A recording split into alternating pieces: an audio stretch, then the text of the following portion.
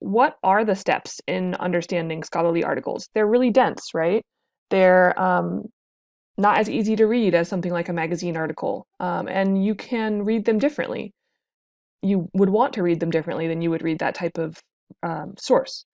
So we're going to go over, why it's important that you are understanding the scholarly article and also how you can sort of use some strategies to make reading these dense articles a little bit easier.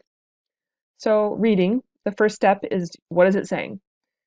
Second step, analyzing. So how is it saying it? How is the author saying these things? And then the third step is to contextualize. So how does it compare to what others are saying, including you?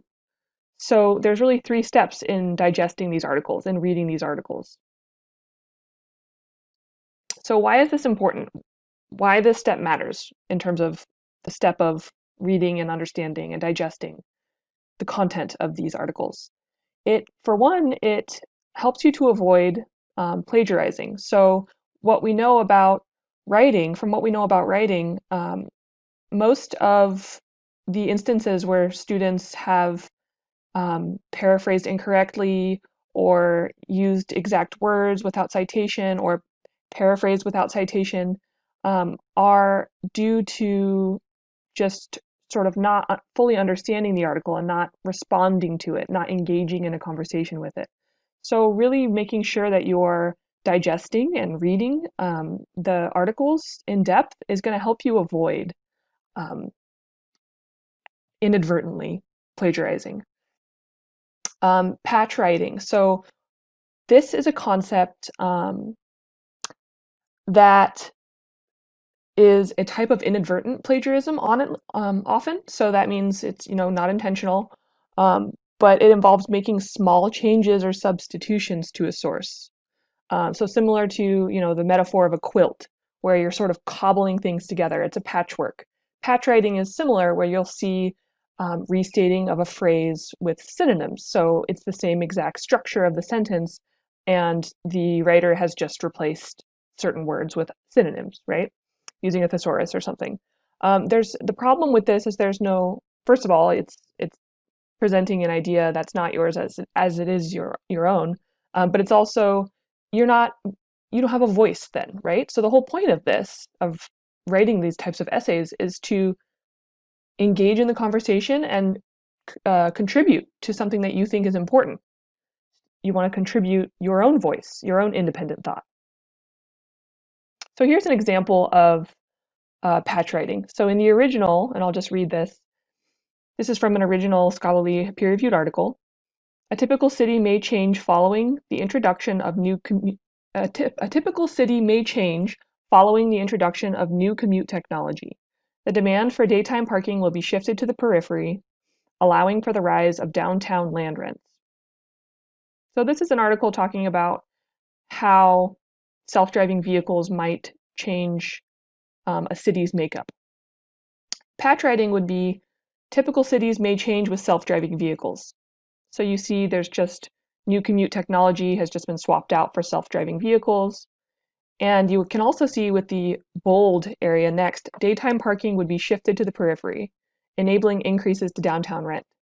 So while this writer has changed one or two words in the second part of that sentence after the comma, the first part of the sentence is exactly the same.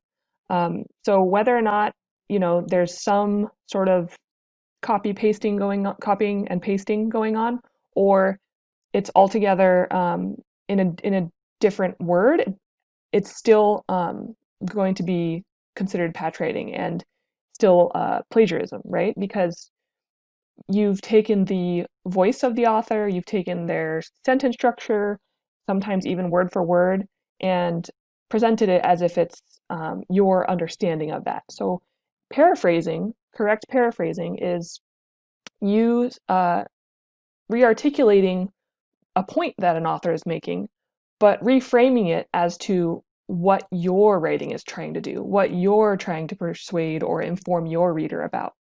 So be careful when you're paraphrasing things. Make sure you're putting it in your own words. You're putting it in your own voice, um, to avoid falling down that into the trap of patch writing. All right, so now we've sort of talked about what are the steps to understanding a scholarly article. We've talked about one reason why it's really important that you do understand so you can avoid something like patch writing. So what are some strategies for actually, what questions do you want to be asking yourself for actually reading through these articles? So step one is reading, right? So you can just read the introduction and the conclusion. So with scholarly articles, you can just go right to the introduction, read the introduction, skip the middle section at first if it's really dense, and go right to the conclusion. And as you can see, this is a sample of an introduction, and you can sort of understand what's it about.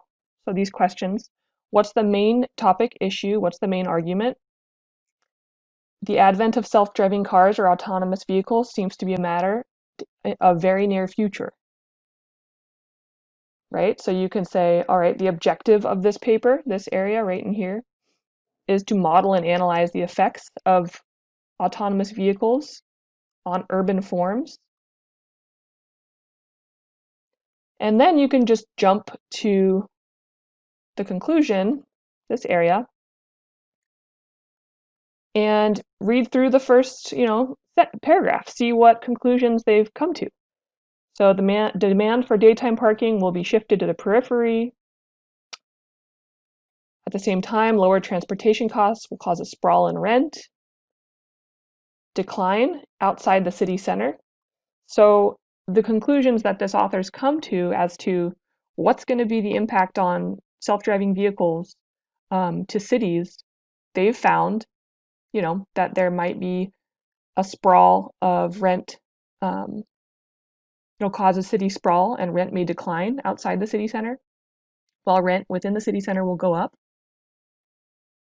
So the next step is analyzing. How is the main argument defended? So what's provided as evidence for the main argument? Is that evidence enough that it's convincing to you? Do you agree with what the author's saying or not? And take note of this as you're reading. If you could continue this argument, what would you write about? So what would you investigate or write about? And as you're reading, take note of these things and highlight areas of the article that you think you might want to reference in your paper, that you might want to respond to in your paper. That's the analysis piece. And this is usually pretty time consuming, more time consuming than that initial read. And then contextualize. So what other references does that author use? What other research came before it? What would come after it? So in an example here, this is the second page of the scholarly article, and you can see that to the left, on the left side, the second and third paragraphs discuss the existing literature, right? And they identify some gaps in the literature. Few recent policy opinion papers also address the issue of autonomous vehicle effect on land use. And then they talk about which authors have written on these things, but that it's few. So if you find that you want to see what this author has written or studied or researched on this area, you can jump to the references and find, all right, here's that author. And you can actually go and look up that author, that article.